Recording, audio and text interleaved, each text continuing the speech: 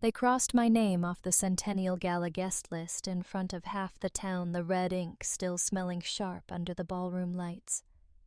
I'm Dorian Huxley, 48 internal controller, standing there with a polished Navy veteran's badge catching the chandelier's glare.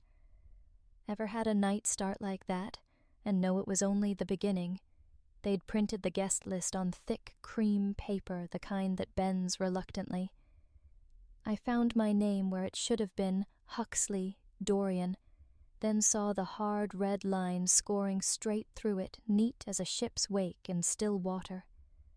The letters were intact beneath the ink, but the invitation had been erased all the same. A woman at the registration table offered an apologetic smile that didn't fool anyone. The ballroom smelled like floor polish, and the river a clean, salty thread that wandered in through the revolving doors. Chandeliers shook out warm light over navy drapes and a brass plaque that read Huxley Maritime 100 Years. You could hear the laughter of people who believed the night belonged to them. I adjusted my tie, felt the familiar weight of the badge against my collarbone, and told myself not to take the bait. Across the foyer, Caleb leaned one hip against a high table with the casual confidence of a man who'd already rehearsed tonight's victory speech. His hand rested on the clipboard, too casual, too familiar, while he chatted with a city councilman like it was a backyard barbecue. When his eyes brushed past me, the corners of his mouth twitched into a half-smile that never reached his eyes. It said, "You're witnessing a decision that's already been made. Mr. Huxley." The woman at the table cleared her throat, voice pitched low enough not to draw attention. "There seems to be a revision. I'm so sorry. Perhaps there's been an oversight. Perhaps," I said as if the word were a coat I could borrow for the evening. I slipped a copy of the printed program from the stack and folded it once cleanly along the spine. My name appeared again on the inside board acknowledgments, followed by a small empty space where a biography should have been. I slid the program into my jacket pocket and let the paper settle against the badge. Leaving would have been easy. Easier than standing still under the light while people pretended not to watch. I took a small circuit along the edge of the foyer, reading the old photographs mounted on easels, a black and white tug nosing a freighter upriver, a ribbon cutting from 1972, my grandfather in a hat that fit like a crown. Families are good at building museums where the plaques tell only the parts of the story that still make them proud. Dorian, a voice from my left. Eddie Croslin, who'd loaded crates at Pier 3 longer than most of us had been alive, straightened his tie the way dockmen do, like the knot might mutiny. His face was flushed from the heat. "They said you weren't on the list." "That can't be right." "Must be a clerical thing," I said. "You know how it is." Eddie gave a low whistle. "Clerical things don't carry red pens." He glanced toward the ballroom doors and then back at me, lowering his voice. "You want me to go get Elowen? She's in there by the stage checking the order of speeches." "Not yet." I clapped his shoulder. "Enjoy the bar while it's open." He hesitated, searching my face for the right level of concern, then nodded and melted into the flow of jackets and sequins. I stayed where the light didn't quite reach, listening to the clink of glass on glass, the lazy roll of conversation. The badge warmed under the fabric. I remembered pinning it on in the hallway mirror the way the enamel took the light. The small private promise it always asked me to keep. Stand up straight, even if no one is looking. Caleb made a show of greeting the Port Authority director. He laughed at something that wasn't funny and executed a small flourish with his hand toward the plaques, as if they were his. When he finally noticed me again, he didn't startle. He simply looked away like a man scanning a horizon for storms, and deciding the weather would hold. A young security guard approached, fresh haircut, nervous smile, lapels a size too big. "Evening, sir," he said, drawing himself up. "I'm told there's been a change to the guest list. If you'd like, I can check with the coordinator." "I'd like that," I said. He vanished and returned with an older woman in a headset who spoke fluent apology. "We do apologize, Mr. Huxley. There were seat reallocations. Fire code, you understand. If you wait just a moment, we might find a place." "Standing room's fine," I said, "because sometimes the most effective protest is not making one." Her smile frayed. "I'm afraid that wouldn't be possible during the dinner portion." "So, after dinner," I said. She glanced reflexively toward Caleb. No one had told her to glance, but power teaches eyes new habits. "I'm very sorry," she repeated, and there was the faintest weight on the word very, a little more than courtesy, a little less than courage. A waiter threaded past with a tray of flutes, scent of citrus from the twist floating on top. I took a glass to release him from the awkwardness and let the cold bite my fingers. A photograph of the original Huxley office hung nearby wood plank floors, a pot-bellied stove, 3 men, and a ledger. If you stare at enough old photographs, you can convince yourself that institutions are people and people are permanent. But ink fades.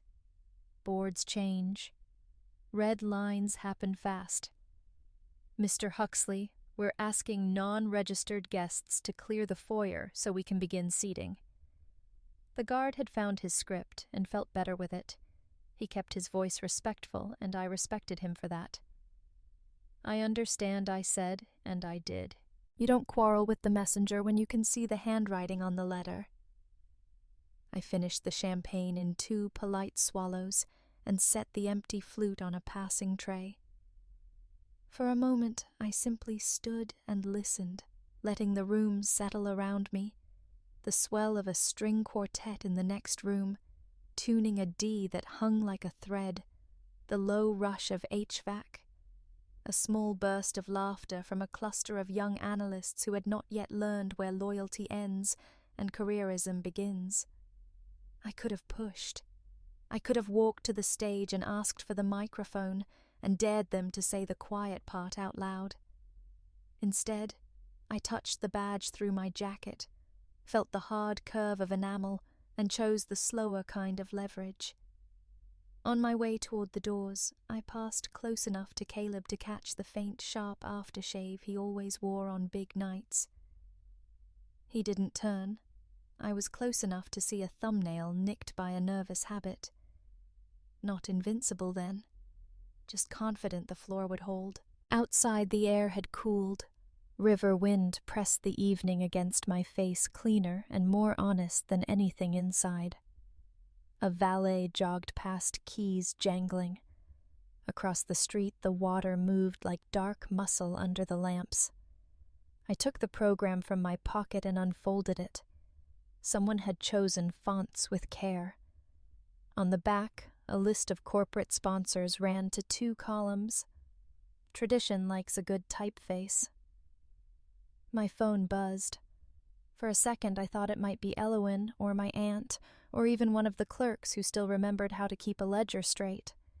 The screen showed an address I didn't recognize, a junior staff domain we'd spun up when the analytics team doubled last year. Subject off the record. Message. "Call me tonight. Please, don't use your work phone."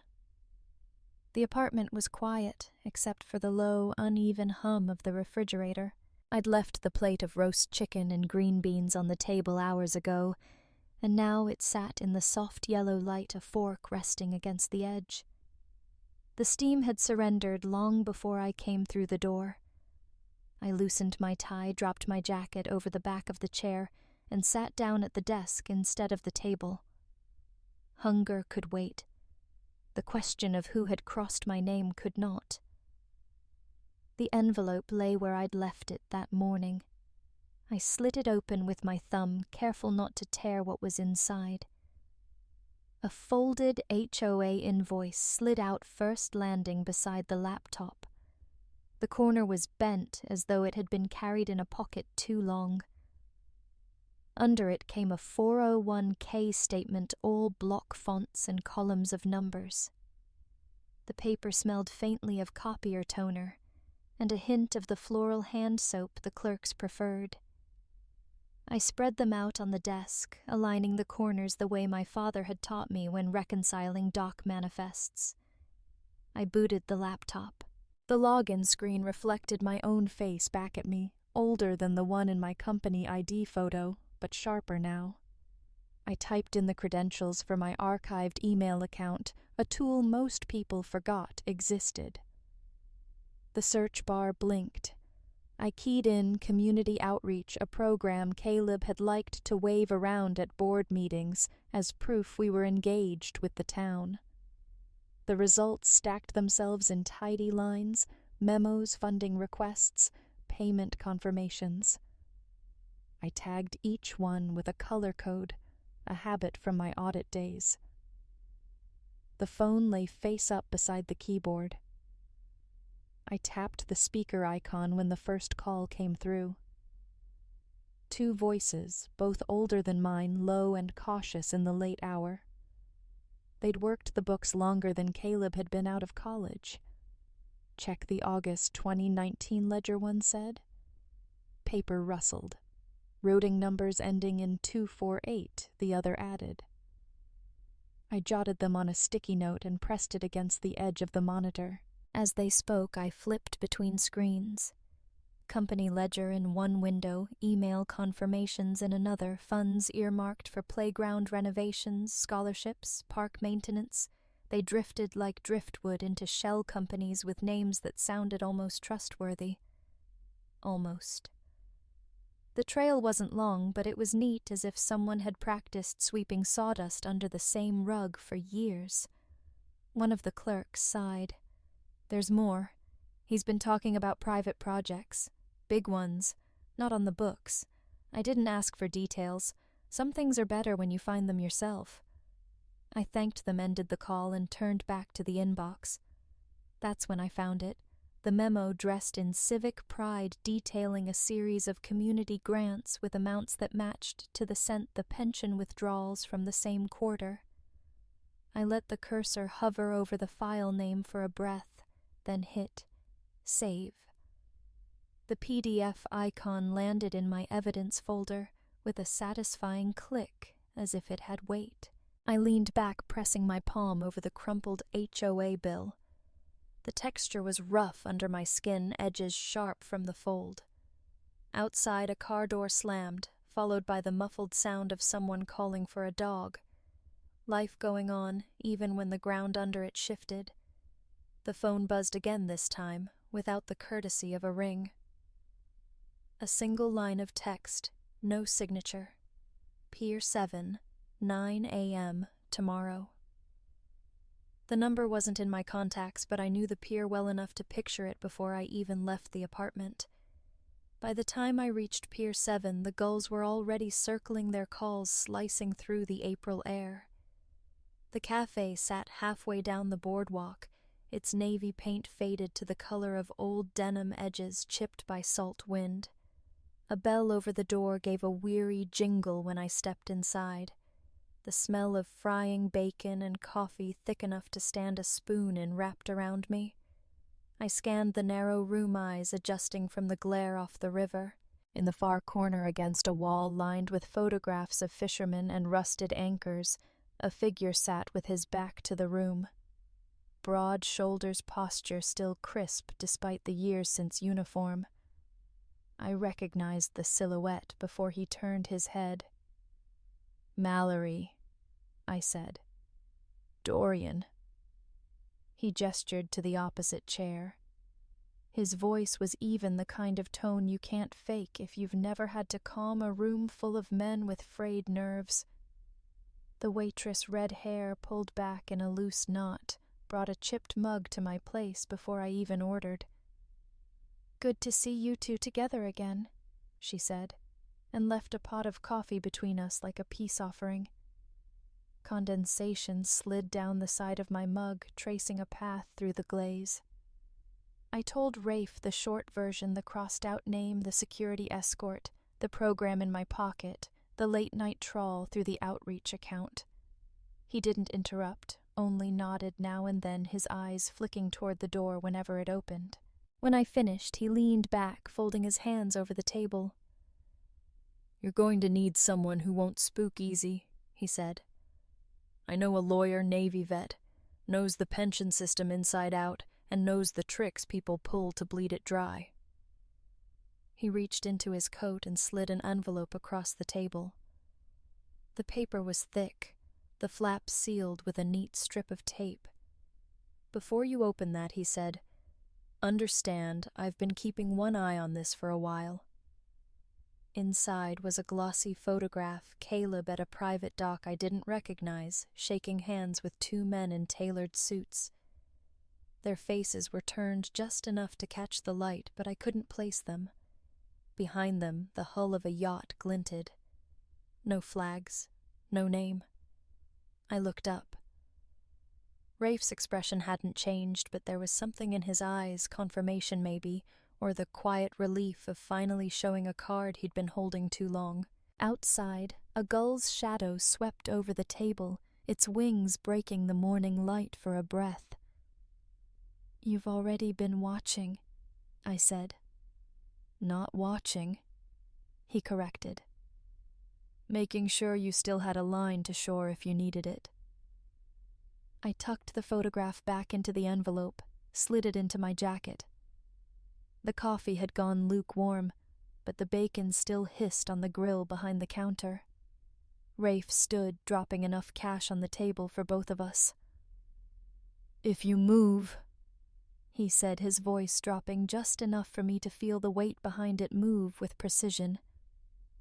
The badge slipped from my fingers before I even knew I'd lost my grip. It hit the tile with a bright, hard clink that seemed to echo longer than it should. When I bent to pick it up, the enamel caught the kitchen light at a new cruel angle, a thin white scratch cutting across the navy field. I turned it in my palm once, then set it beside the stack of papers on the table, where it seemed to watch me work. Outside, the rain had settled into a steady tapping against the windows, each drop softened by the curtain of April air. I leaned over the table, the pendant lamp above, casting a tight circle of light over invoices, ledger printouts, and a notepad littered with pencil marks. The smell of wet pavement drifted in through the cracked window, mixing with the faint metallic scent of the badge. The phone rang. Elowyn's name on the screen.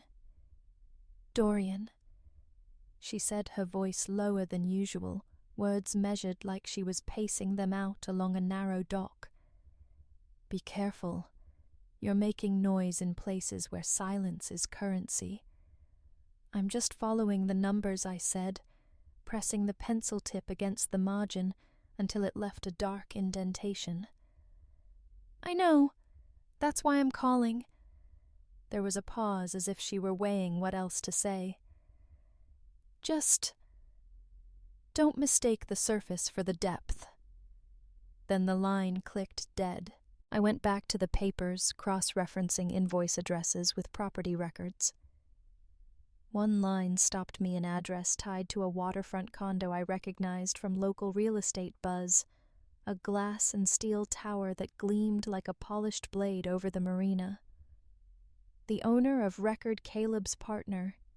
The name was spelled out in full no-shell company to hide behind. The rain kept time while I traced the figures with the side of my pencil smudging a faint gray across the column headers.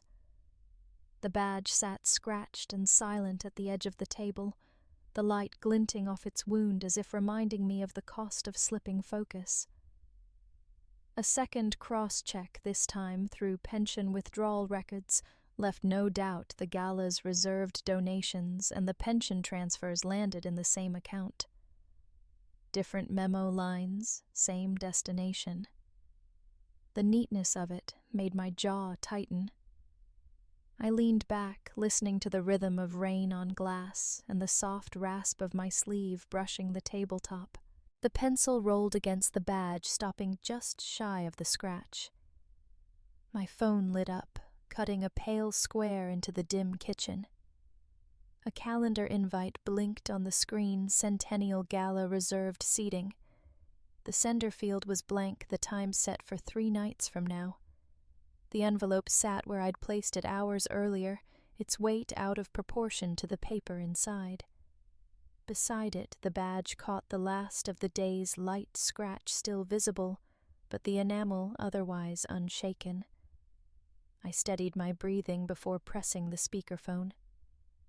Rafe's voice filled the small room low and even. "The board meets during the gala. That's your window. 20 minutes in, they'll all be seated and can't claim they haven't seen it." I glanced toward the desk clock, 4:42 p.m. The rain had eased into a thin silver mist beyond the window, the kind that blurred the street lamps before they were even lit. The printer hummed behind me, its warm paper smell mixing with the faint tang of dust and ink. The lawyer came on the line next, his sentences tight and precise, stripped of anything unnecessary. "Chain of custody is intact. Your files match the timestamps. Include the visual asset last, it will stick harder than numbers alone." I spread the evidence across the desk in neat rows, memos with header dates, aligned, ledger PDFs bearing Caleb's approvals, the crumpled HOA invoice, the 401k statement with its innocent-looking columns. The CCTV clip was the final piece. Grainy but clear enough to show Caleb at the shipping terminal, the same 2 investors from Rafe's photograph, standing under a sodium lamp, their handshake crisp against the black water. I clicked through each file, my cursor pausing over the Properties tab, double-checking the metadata. Everything tied together: outreach funds, pension siphoning, private investments dressed in maritime gloss. Each page was labeled cross-referenced, ready to speak for itself. The badge rested just to the right of the keyboard, its scratched edge catching the lamplight in short, bright flares as I moved. I opened the email draft addressed to Elowin Select board members and 2 local reporters who'd never forgiven the company for stonewalling them on an environmental spill 10 years back. The subject line was neutral documentation for immediate review, but the attachments were not. I set the send time for 7:05 p.m., 20 minutes after the gala began. My finger hovered over the key, the silence of the room expanding until even the printer's cooling fan seemed to stop. Then I pressed it. The progress bar crept forward steady and unhurried before filling completely in a soft flash of confirmation. The files were in the system now, waiting for their cue. A low vibration rolled across the desk. I glanced at the phone. A calendar alert blinked up plain as Daylight Gala, Wilmington Hotel Ballroom. I stayed in the shadow of the farthest pillar, just beyond the reach of the chandelier's gold spill. The guest list hadn't included me again, but the crowd was thick enough to make me invisible. Waiters weaved through the tide of navy suits and silk gowns, their trays a constant glint of champagne flutes and hors d'oeuvres. My badge was pinned beneath my lapel, the faint scratch cool against my chest, a private reminder of the last few weeks. From this angle I could see Caleb at the center of it all, his hand on a city councilman's shoulder, the kind of laugh that played better to an audience than to the soul. Then a subtle change in the air, almost like the ballroom itself, took a slow breath. Heads began to turn toward the entrance. Rafe walked in with the calm of a man who'd crossed too many thresholds to count. The dress uniform sat sharp on his frame, brass polished to a mirror shoes, catching the light in a steady rhythm as he crossed the floor. Conversations faltered. A fork clinked to the carpet and stayed there. He didn't look my way, didn't need to. Instead, he moved directly to the dais where Elowin stood beside the microphone. She stepped back, yielding the stage. Rafe's voice filled the room without hurry. "Tonight we celebrate a century of service. But service," he paused, scanning the crowd, "means accountability." My name came next, introduced as an honored guest. Eyes found me, but I stayed put, the scratch of the badge grounding me in place. Rafe lifted a folder, the same one I'd watched him seal. He read each point with the precision of a field report pension funds diverted into shell companies' ledger entries masking withdrawals, photographic evidence from the shipping terminal. The CCTV image, grainy but damning, was projected onto the ballroom's side wall. A ripple moved through the guests. Gasps, murmured disbelief, the quick flutter of camera flashes. Caleb's smile stiffened, then flattened entirely. For a heartbeat, he looked like a man doing mental math under fire. Elowen stepped forward, her voice as steady as the river outside. "Effective immediately. The board authorizes a full audit. Mr. Vance, you are suspended pending investigation. This is on record." The room seemed to tilt toward her words, the scent of champagne suddenly edged with something metallic sharp. Somewhere near the front, a chair leg scraped loud in the quiet that followed. Across the distance, Caleb's eyes found mine. They were blank, not empty, but holding something back, measuring. Calculating. Rafe came in without knocking, the morning light spilling in around him from the open door. In his hands a small plain box, no label, no tape, just the soft rasp of cardboard against his palms. He set it down on my desk as if it were made of glass. "Thought it was time," he said. His voice carried the same steady cadence it had at the gala, but now without the edge of confrontation. The port was alive outside, diesel engines, idling gulls arcing above the cranes, the air thick with brine and the metallic tang of chain. I pulled the box closer, lifting the lid. Inside, folded with the precision of a sea bag, lay a polishing cloth, a small enamel repair kit, and a replacement clasp. The scent of the cloth, a faint, oily sweetness, rose up like a memory. We worked without talking. He steadied the badge in one hand, while I dabbed the enamel, letting the new layer smooth over the thin white scar. The cloth whispered across the surface in slow, patient circles. Sunlight pooled over the desk, catching each restored line of navy and gold until it seemed the badge was breathing again. The phone rang. Leora's voice came through warm and threaded with pride. "We're opening the new Veterans Center next week. I want you there, Dorian, and not just as a guest. People should hear from someone who's stood the watch." I glanced at Rafe. He didn't look up, just kept polishing.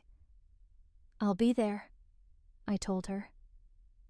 When I hung up, the badge lay between us, its surface unbroken, the scratch erased, as if it had never been.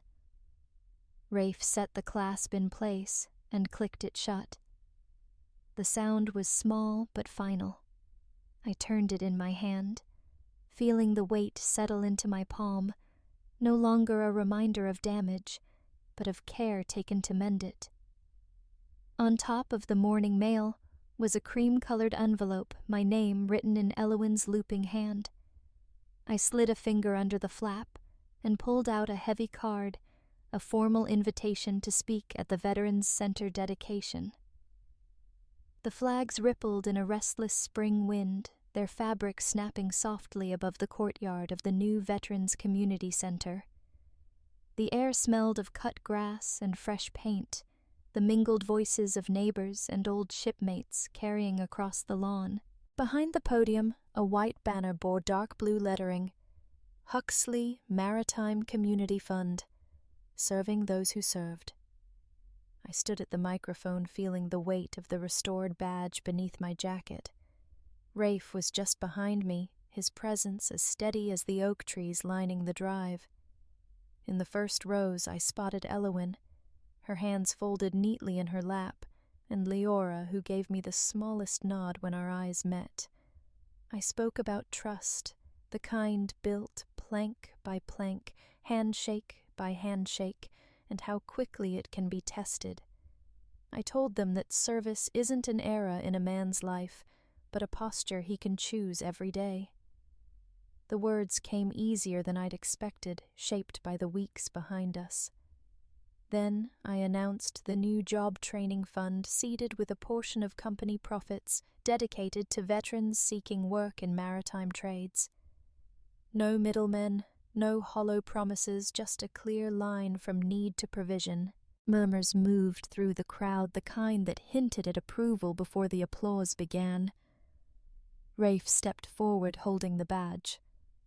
In full daylight, its surface caught every glint, the navy deep and unmarred. He pinned it to my lapel with the same care he'd used in restoring it. For a moment, the sound of the clasp clicking home seemed louder than the clapping around us. The applause grew rolling over the courtyard until it felt like the whole town was leaning into it.